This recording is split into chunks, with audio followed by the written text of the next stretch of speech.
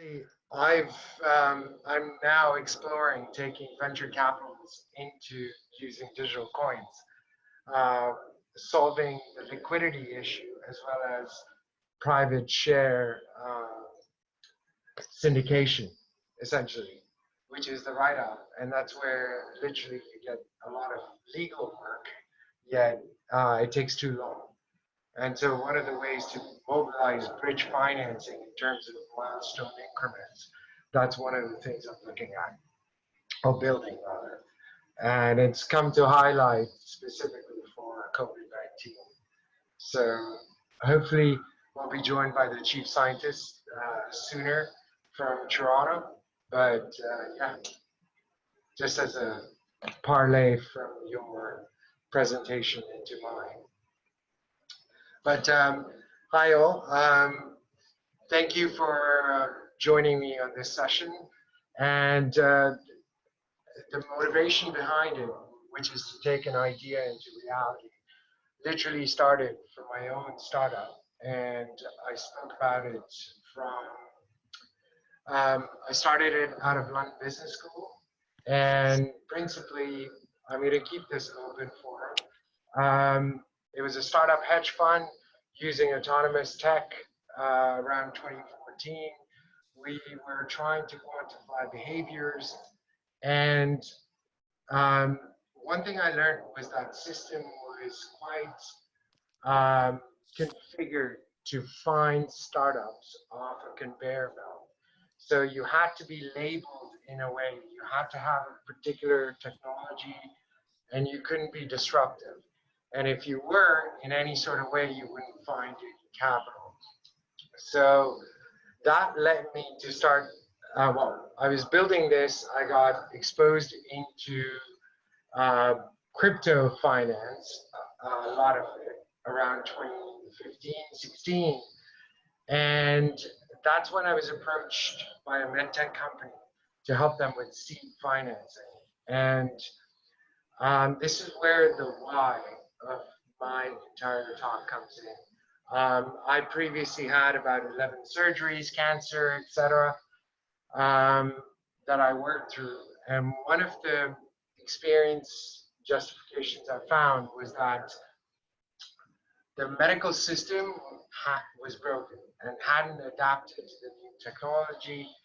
Insurance liabilities were driving thinking, and due to all of this, doctors were basically acting on confines of their own liabilities and not for the patient diagnostics. Furthermore, having had experience in private as well as public systems, I just felt there needed to be a change. I went about 20 years not being diagnosed with what could have led to cancer. My mom's similar.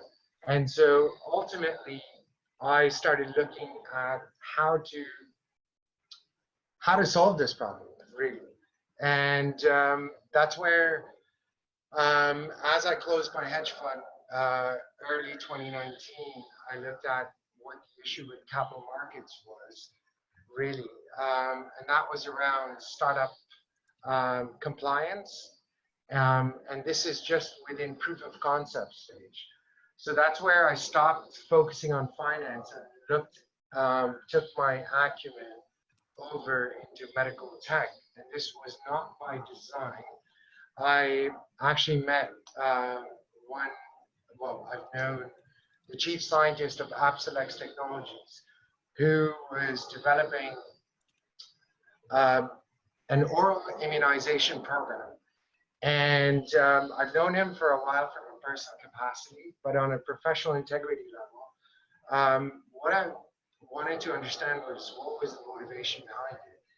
And principally, this was solving a science problem that had never been done before, which is trying to infuse immunization into chicken that then results in salmonella, which can then transmit itself to humans. And their motivation was to solve the science problem.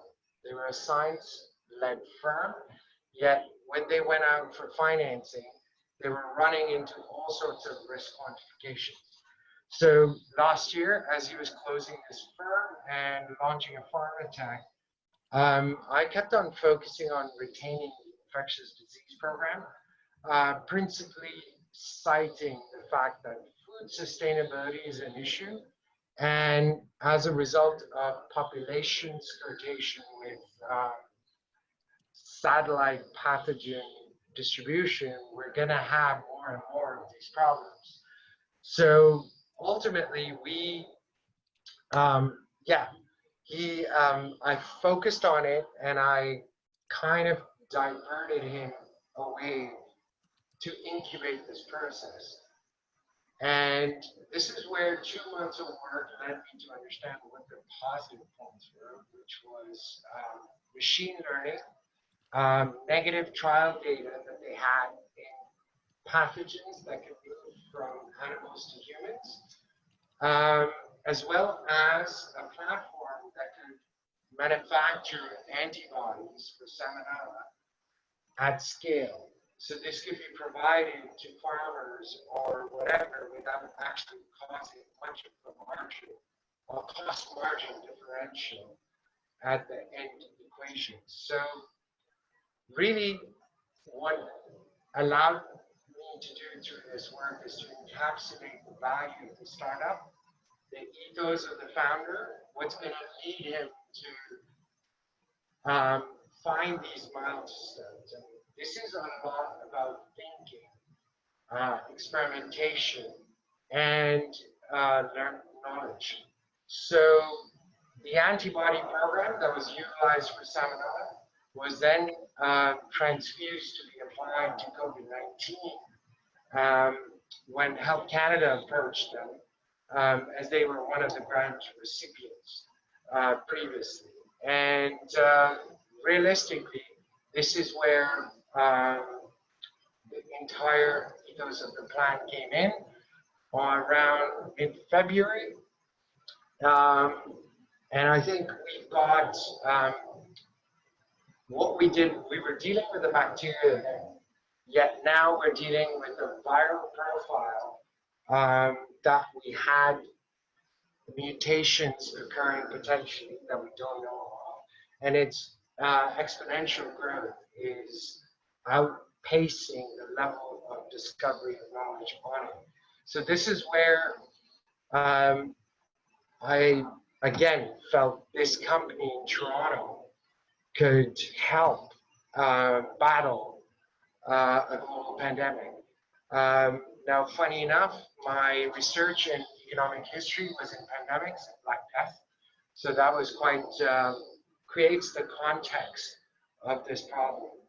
And me entering as an equity partner into the company, one of the things we looked at is we've got geographical synergies between UK, Canada, in terms of knowledge transfer.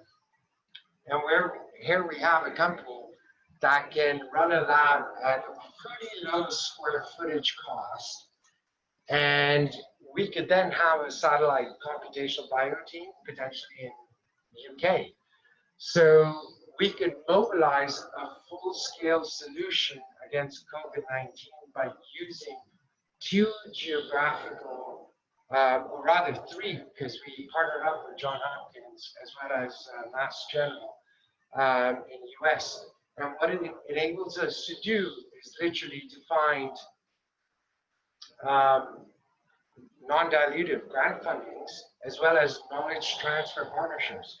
Because here we have is exposure in patient profiles that varies across geographies based on genome and I guess our DNAs, as well as our immunity that's developed.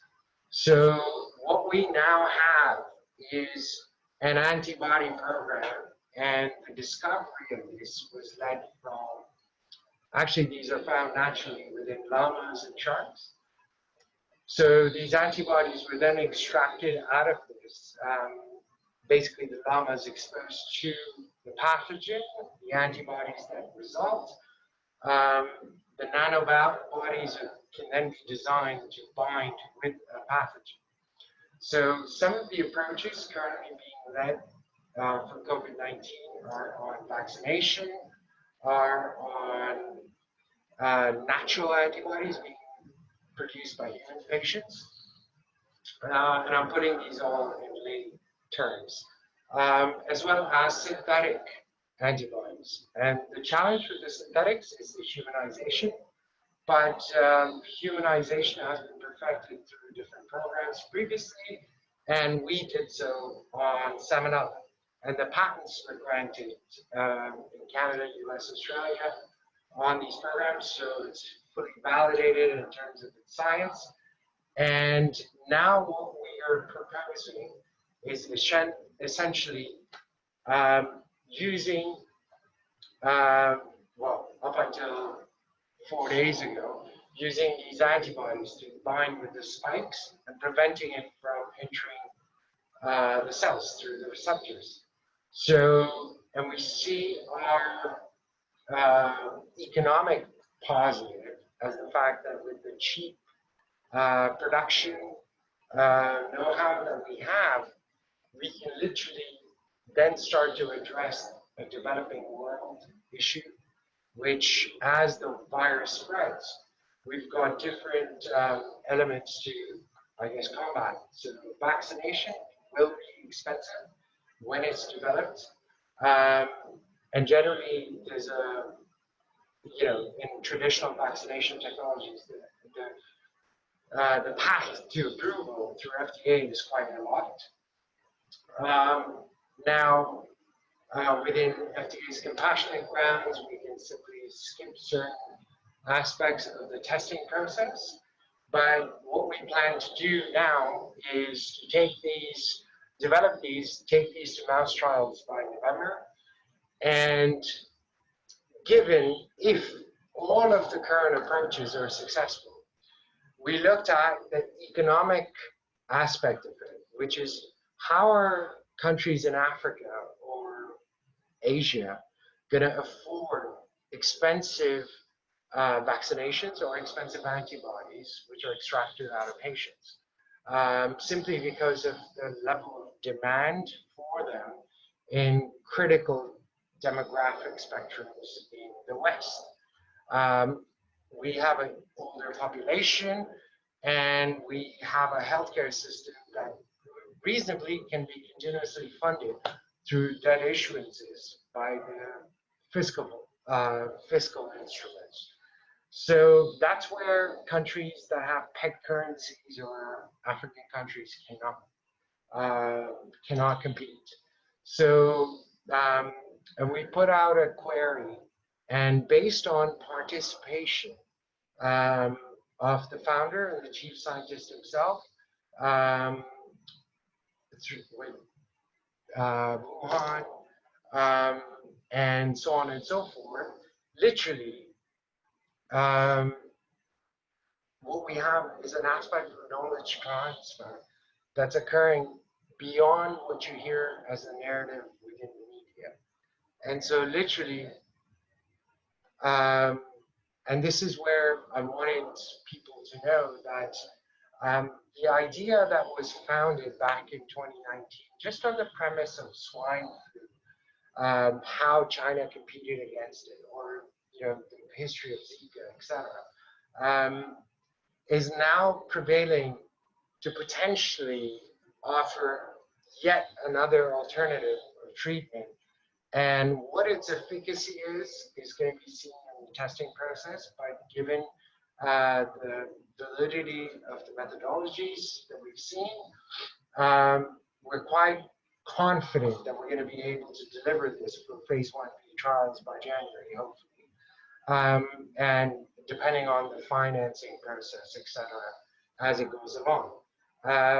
What's cool is, and it's really bad to profile this in this way, but based on the pandemic, nobody knew about coronavirus before, let's just say arguably December.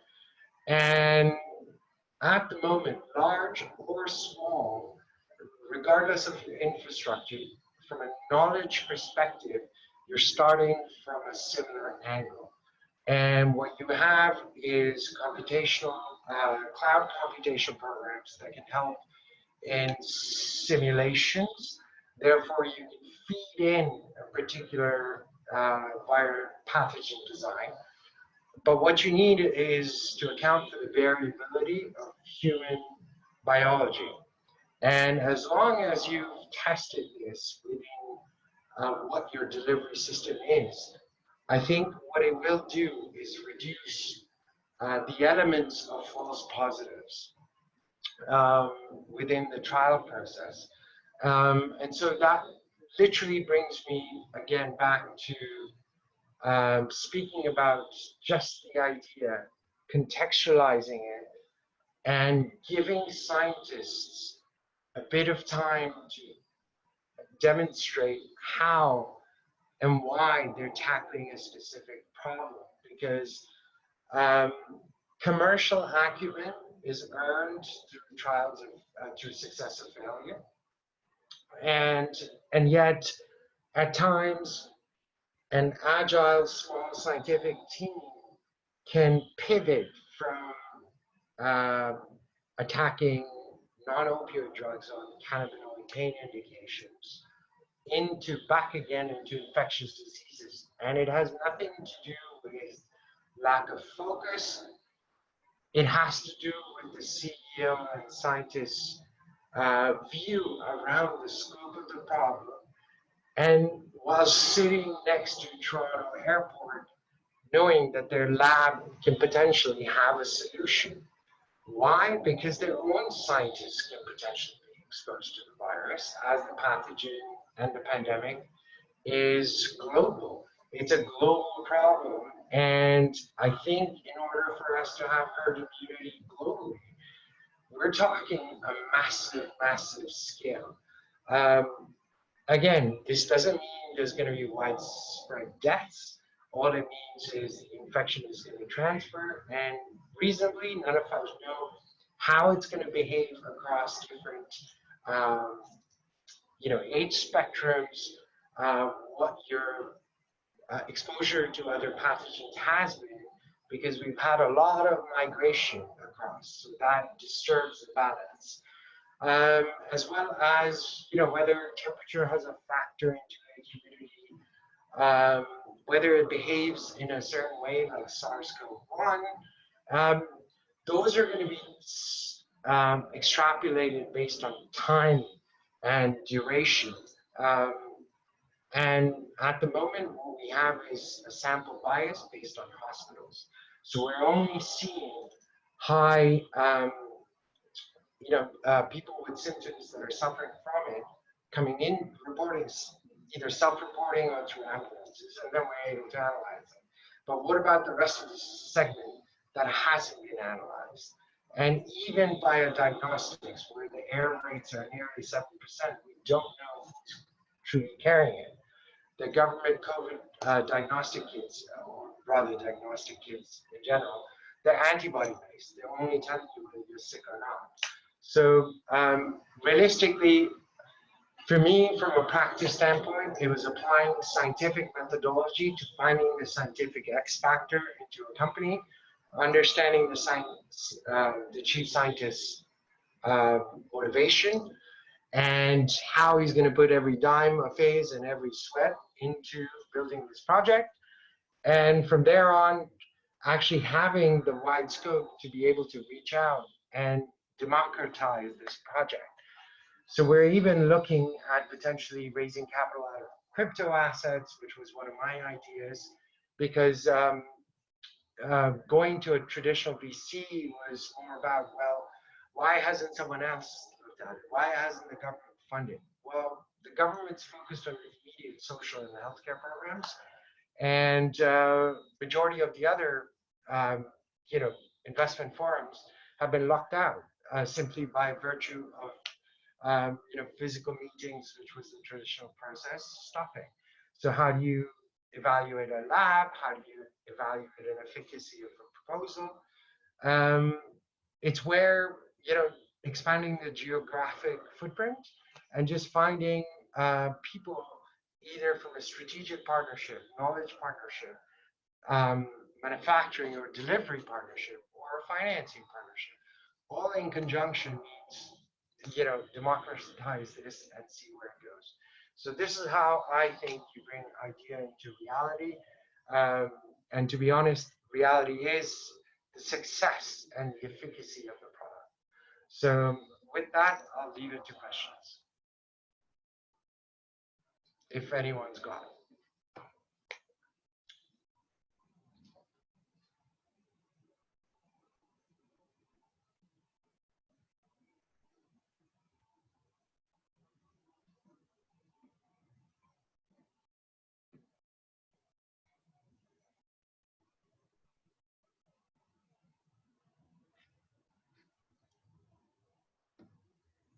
I guess no one's here. There's no questions. Um, by the way, I'll just, as I'm on it, um, another one, startups where I'm finding the why is actually creating a sound language for visually impaired people. And I met a founder, I'm a martial artist. I met a creative dancer who actually was confronted by a visually impaired person who said, hey, I couldn't see your um, performance because I can't see. And that left an indelible impact on him about 3 years ago. And he started developing sound. Um, I personally was involved in a sound project and previously had vision problems, and somehow those vision problems disappeared through a lot of tests. So I connected with the founder of the Y, based on performance, based on um, sensual inputs, as well as um, combining the creative element and looking at the global scope of the problem. So this is one of my recent projects, but happy to talk about any of this offline.